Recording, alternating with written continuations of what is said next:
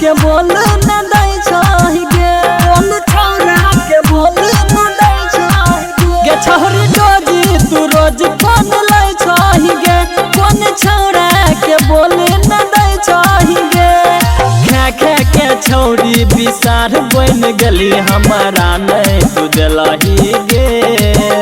कोन छौरा के लेलही गे हमरा नहीं तू देलही गे कोन छौरा के लेलही गे हमरा नहीं तू देलही हमरा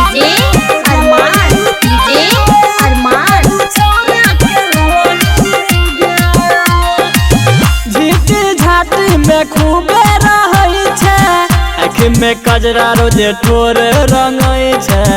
आँख में कजरा रोजे ठोर रंगै छै ना जवानी उघार नहीं बाद में पछतैबे अपन जवानी संभार गे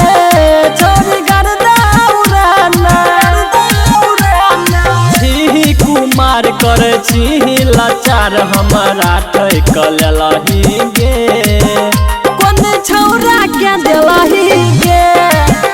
हमरा नहीं पे देलही गे कोन छौरा के लेलही गे हमरा नहीं पे देलही हमरा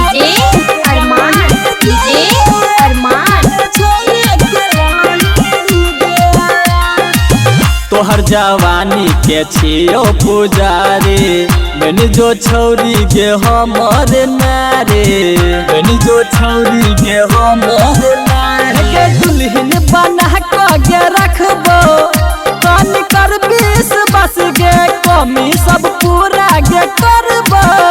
गे नया पान साथ गे शिवाला मरे छो तोरे पयखिया में बैस गेलही गे हमरा नहीं तू देलही गे कोन छौरा के लेलही गे हमरा नहीं तू देलही गे। माँ दहला रिकॉर्डिंग स्टूडियो, किसान चौक, सुपौल।